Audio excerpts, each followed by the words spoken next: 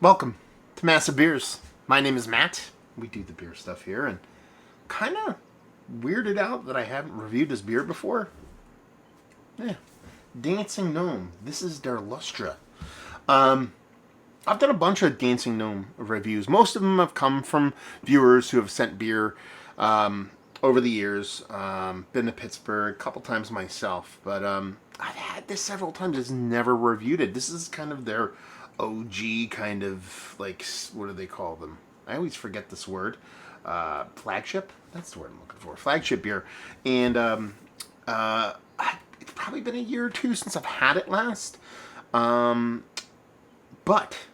they just started doing like a wider reach of distribution. Stuff started to creep out to Eastern Pennsylvania. This was there. Not only was this available in Eastern Pennsylvania, it was available at a price point less than $15. It's a pale ale. Should be a bit less than that. Should be. But Dancing Gnome, less than $15.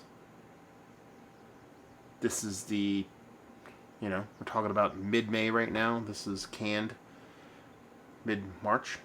2 months. In game. So we'll see what's what. Let's see how this sucker shows and proves. Beautiful color. Beautiful. So it's a 5.8% hazy pale, as you can see. What does it say in the can itself?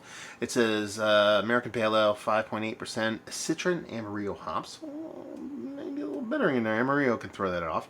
The one that started Dancing Gnome, our favorite beer and soon to be yours. The Perfect Pale Ale is this Perfect Pale Ale, sorry, very, very modest, is a super soft and dripping with sweet nectar of sticky oils from Citron Amarillo hops for pungent notes of pink grapefruit, sweet tangerine, and blossoming bouquet.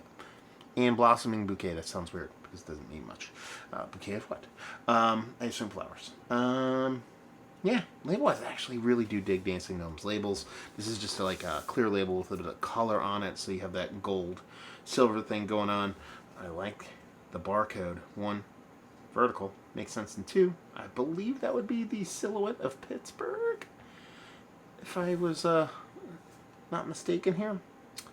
And yeah, just their whole style and stuff like that they've done in our cans, I've always dug. Now, as far as that beer goes, that looks all the part of what I want from a Super Crusher hazy pale. You're talking about a sub 6%. There's that nice, rich kind of orange hue, a nice density of haziness to it, but without being super turbid. So it definitely looks the part of something that hopefully shows and proves. Let's get a nose. Hazy summer in the glass. Not essentially summer in the glass, but hazy summer in the glass. It comes off very much dripping, as they would say, on the can with this just fruit juiciness. There's a little bit of fluttering kind of greenness, nothing too big. Don't think there is going to be much of a bittering here. It really does come off as a citrus tropical fruit leaning away from that pithy bittering and adding a little bit of like juicy fruit, bubblegummy kind of vibes to it. So it comes off very summery, but very summery as an IPA, not very summery like a wheat beer or something that has a little bit more acidic citrus leaning. This comes off as something I think I might dig. Cheers, y'all.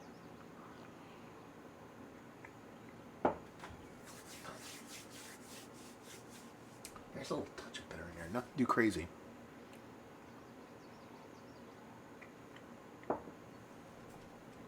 That is summer hazy in the glass. It really is. It just gives you those gobs and gobs, heavily citrus leaning gobs and gobs of fruitiness.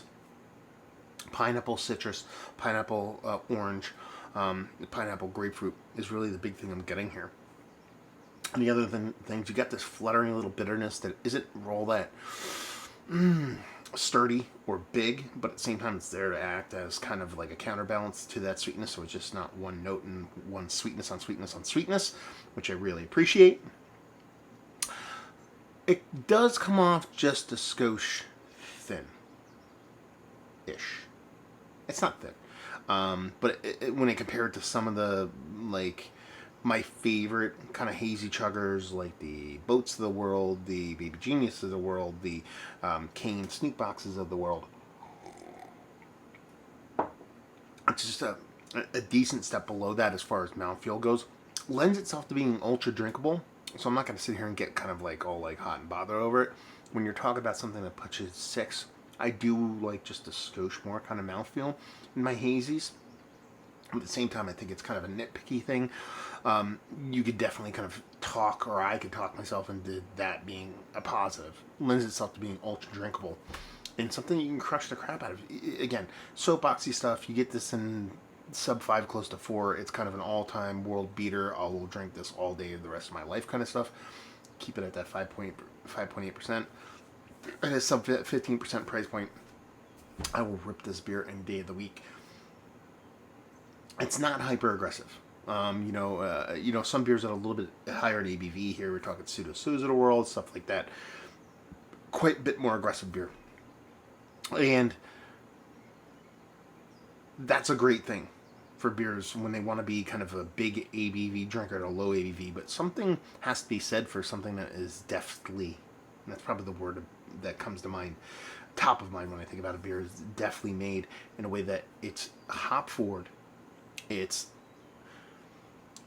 not explosive enough, but vibrant enough to be something that you can use as a talking point for like a video on the internet, like I do. Or it can be just a drinking companion. If it can facilitate the conversation, or it can be just a side to the conversation and just be a cool kind of mix of a drinking hazy. I know it's kind of a weird concept when you think about beer. A lot of times, you think about beer as a lager, pilsner, kolsch. Those are drinking beers. You drink those, and then when you get into the hazy IPA, that's kind of like a different thing. This is a hazy drinker, and I like that kind of. I like that, specifically or more. If I'm gonna kind of place it into something as far as like, okay, where would I drink this? This would be nice to grab a 4-pack of this, grab a 4-pack of your favorite crusher pills, and then maybe, I don't know, low ABV porter, maybe a different kind of hop forward beer, maybe a nice kind of Allagash white, something along those. Get those 4-packs. I go to an all-day barbecue. I'm perfect. I'm perfect because I'm dealing with low ABV and I'm climbing in reverse in that ladder. Drink me a pills, drink me an Allagash, drink me one of these. Okay, let's start that cycle over again.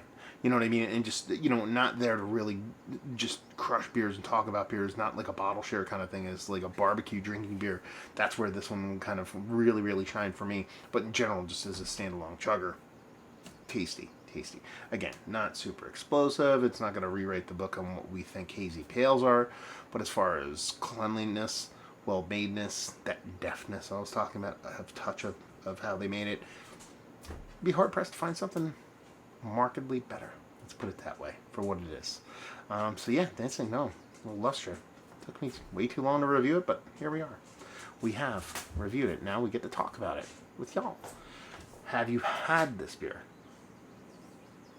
Have you had the original OG iterations? Have you had the middle years? Have you had the newer versions? Has it changed over the years? Do you dig it? Do you love it? The whole fun kit and caboodle. Let's talk about it down there. Have you been to Dancing Gnome? What's your favorite beer from Dancing Gnome? All that stuff. Let's have that conversation down there. All that fun stuff. So hopefully you guys enjoyed the review. Hopefully enjoying a little bit of Dancing Gnome right now.